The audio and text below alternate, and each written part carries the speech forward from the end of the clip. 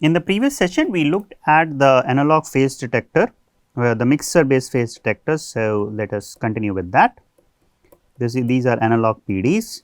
First one was mixer based. Second one, which is interesting, is your sample and hold. Okay. So, as the term sample and hold comes, you can just think about it, there should be something which is sampling the clock. So, here normally you have two clocks, one a sine wave, other a square wave. Okay. That will makes here life much better. So, I will draw the sine wave, and the other waveform which we have is a square wave. So, I will just show you the square wave maybe like this.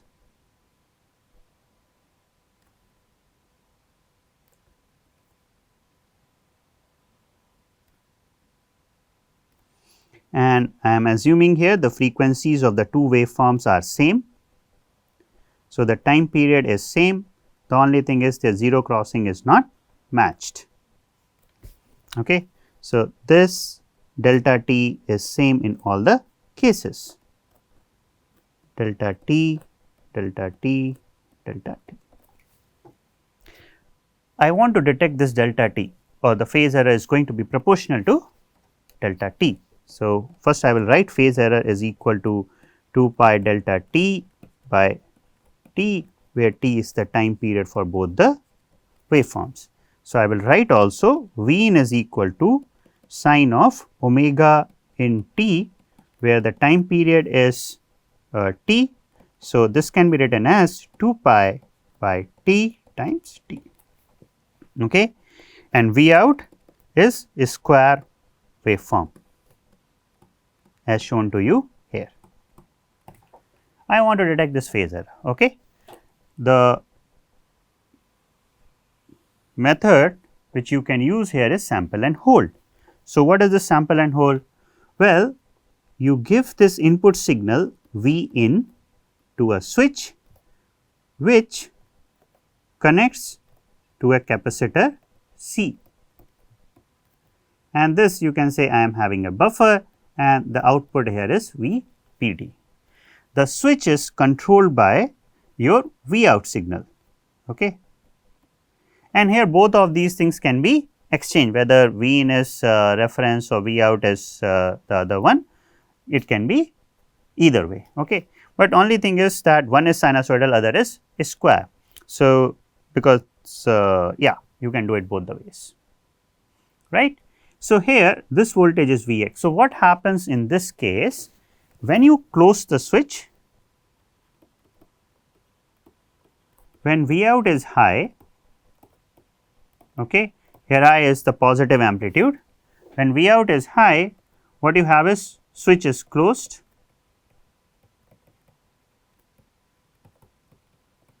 switch is closed, and Vx is equal to your V in.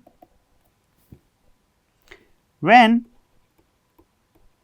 V out is low, in that case, whatever value of V in you have previously, that value will be held on the capacitor. Okay. So, in this example, just think about it. When my switch is high, okay, like this red one, my Vx voltage is going to be equal to V in voltage. So, Vx is going to track this. Okay. And when my V out voltage is low, at that time Vx will not track V in, it will actually hold this value. Then again when Vx comes, it is going to again track the V out comes, it is again going to track this input, right, and it will again hold this value.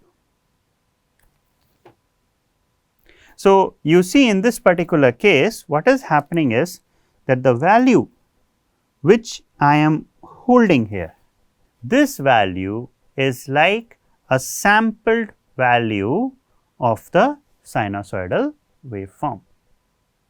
Okay. You can have multiple ways in which you can implement this particular circuit, and depending on how you are implementing this sample and hold, you will actually get VPD. But it is only the shift which you will change, but you will, if the two frequencies are same, you will always, this held value is always going to be same. Okay. For example, if I implement a block here where I just an example here, whatever the value you have at the rising edge, that value is sampled and it is held. Let us say if we implement the sample and hold circuit like that, that value will be held. Yes, it will be like this, okay, which I can do it. I will just plot it with the different color. Okay. So, which I can do it here. Let us say I have this switch connected to the capacitor. I use a buffer and then another switch connected to this capacitor, okay, and this output is VPD, where this is working at V out and this is working at V out bar. When I say V out bar, that means when V out is low, at that time the switch will be closed. So, this is S1 switch, this is S2 and this is your V in. So, look at the second case, this is Vx1 and Vx2. So, Vx1 is shown to you, this Vx1 is shown to you in magenta, right, and this is Vx1 and Vx2. So, Vx2 is actually, if you look at it, when S2, when V out is low, that time this switch closes and whatever value you have at Vx1, that value is passed. So, whatever value you have, this value is passed to Vx2 and when clock is high, whatever value you have, that value will be held like this. So, you will always keep the same value, right. So, based on your sample and hold circuit, you will sample one particular part of the sine wave and based on that you will sample at one particular point and based on that you will get VPD. So, if we look at this VPD now, if V out happens to be sine of omega out t and VPD is a sampled value of your omega out, I am just changing the function of V in and V out, sorry, not the function, but the waveform for V in and V out. I am just changing the V in and V out here. So, V in V out is sin omega naught t and V in is reference or V in is sorry, square wave. You can do it either way. Okay. So, I am showing you both the ways, that is why do not get confused here. It is possible in both the ways. Okay. So, VPD is sine of omega out and I sample this t at n times t. Okay. This is what I am sampling and this sine omega out t, that can have some offset.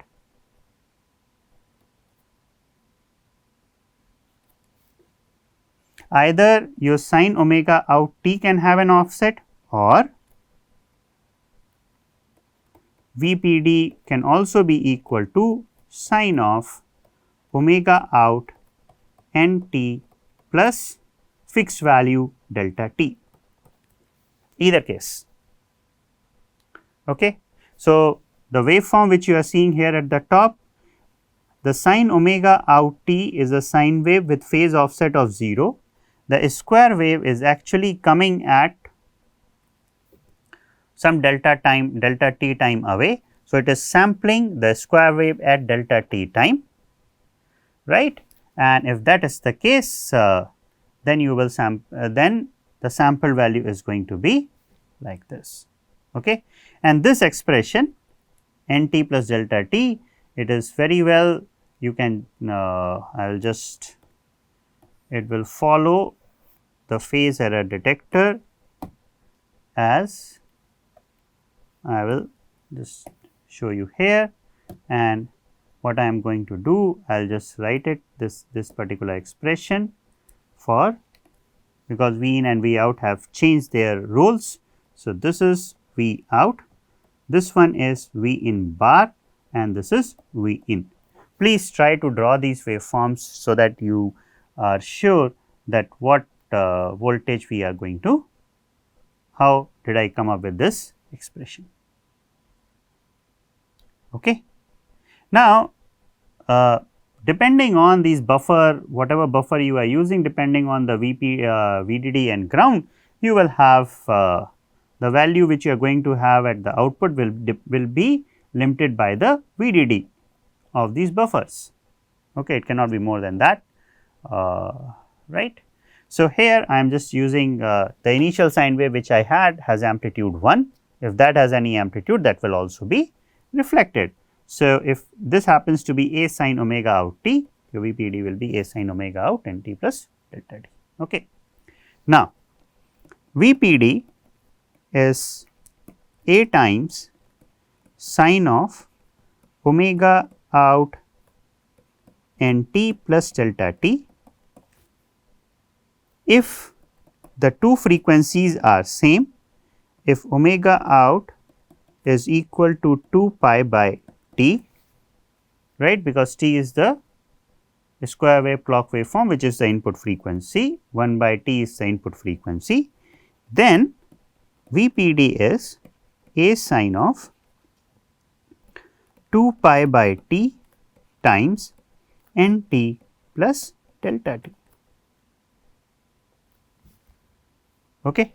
Now, this is a sin 2 pi by t, you will get 2 n pi plus 2 pi times delta t by t. This 2 n pi is 1, 2 pi delta t by t is actually the phase error which you have, right.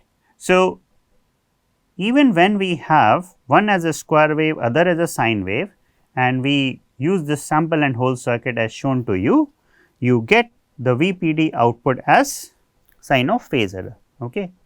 There is no 2 times the frequency component here. So, this, if you look at a VPD or VPD average, right, the way I have implemented here, VPD average with respect to phase error is same as VPD. Okay, in this case for a fixed phase error, and the waveform is sine wave here.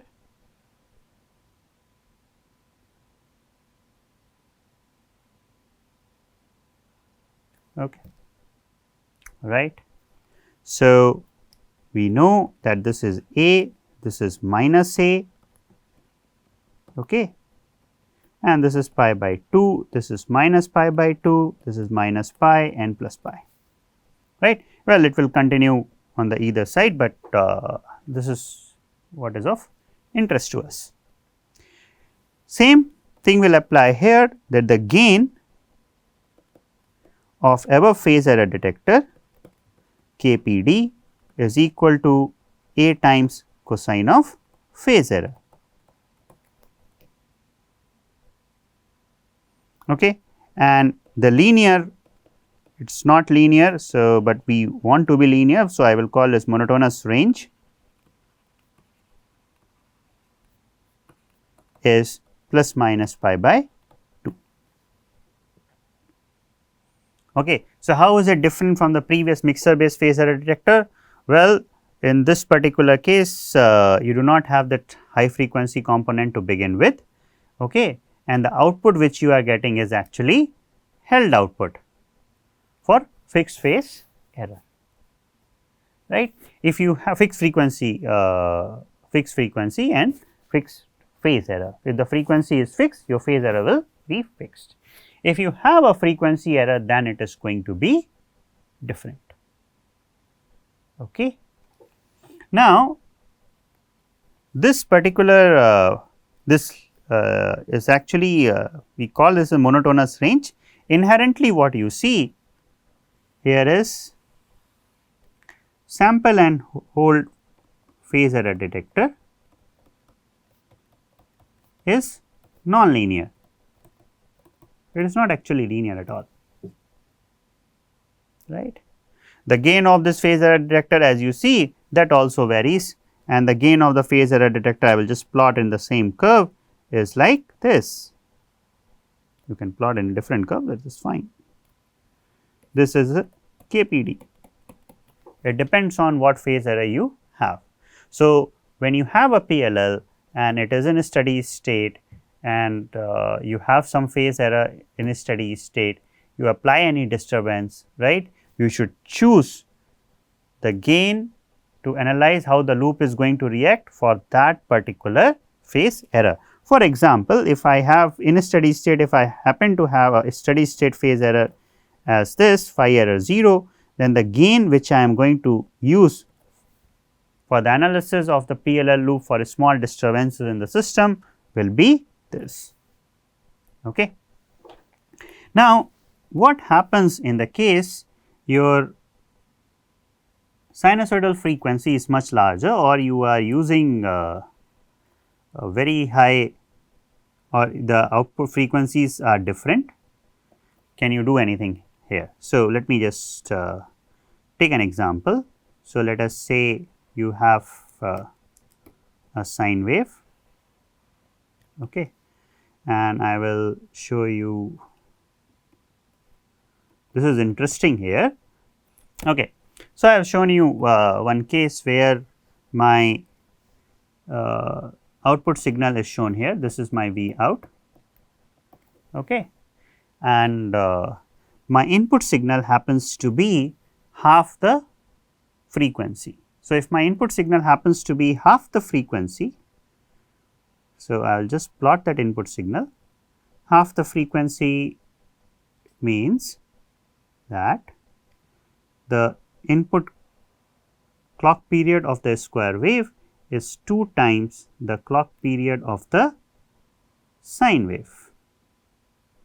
That is what we mean by half the frequency.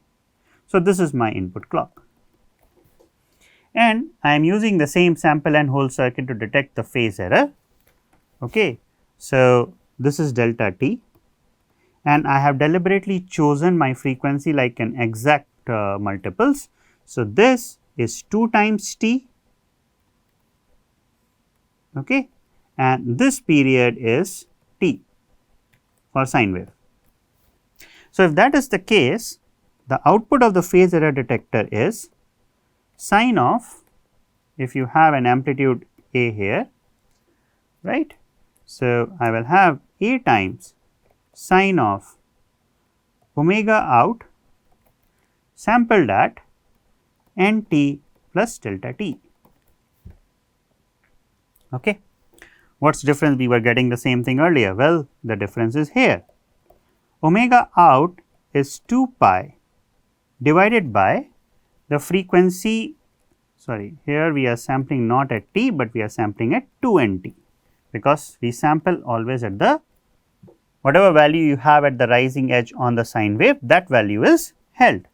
So, this is 2 pi by t into 2 n t plus delta t.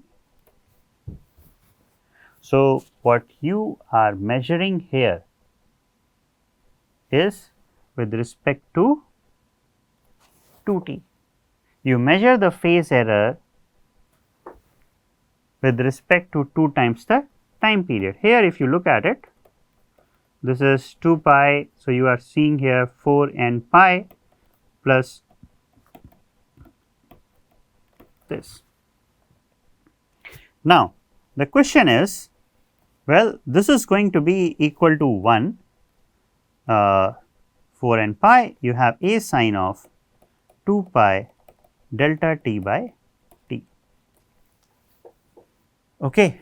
So, the phase error which you are measuring here, this 2 pi delta t by t is actually the phase error with respect to the output waveform. Okay. So, let me explain to you. The phase error is always defined with respect to a clock period. In all our previous cases, we were using the same clock period for the input and the output waveforms. In this particular example, the input and output clock periods are different. Okay. So, if we define, it completely depends on what we define. If we define the phase error with respect to the output phase, okay. So, I would say delta phi out,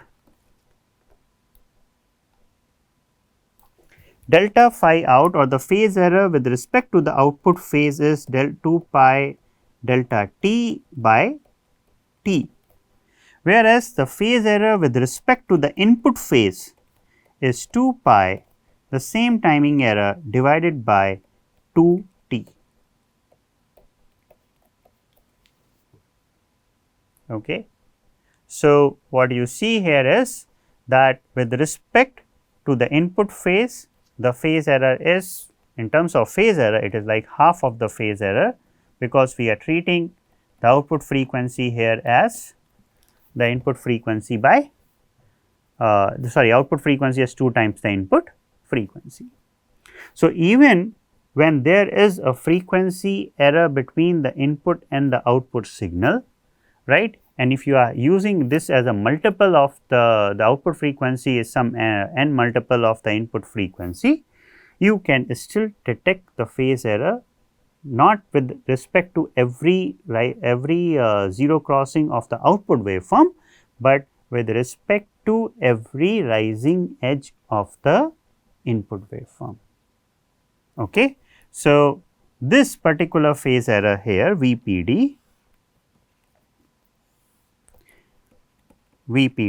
this is phase error with respect to output phase, keep in mind. Okay. With respect to output phase, it is sinusoidal, this is going to be like this. If you plot the same thing with respect to the timing error, okay, I am not plotting with respect to the phase error, I plot with respect to delta t. Okay. If I plot with respect to delta t, then this value is t by 2 and this value is minus t by 2. You see this. What is interesting? If let us say the time period changes from, if not a multiple of 2, you have a multiple of 4, well, then you will see the waveform like this. Okay. This will be t by 4, this will be minus t by 4. In the previous case, you had omega out as 2 times omega in. In the red case, you have omega out equal to 4 times omega in. Okay. This property is exploited in some kind of PLLs, which is actually subsample PLLs. Well, we will see that later, but the phase error detection is based on the sample and hold itself. So, when you are based on the, in both the cases, if you look at it, for same phase error, same timing error between the reference and the reference zero crossing and reference rising edge and the sinusoidal zero crossing for the same delta t error, right, depending on whether the output frequency is 2 times or 4 times, you get different output. Okay. This is an interesting part of about the sample and hold phase error detectors. Okay. Thank you.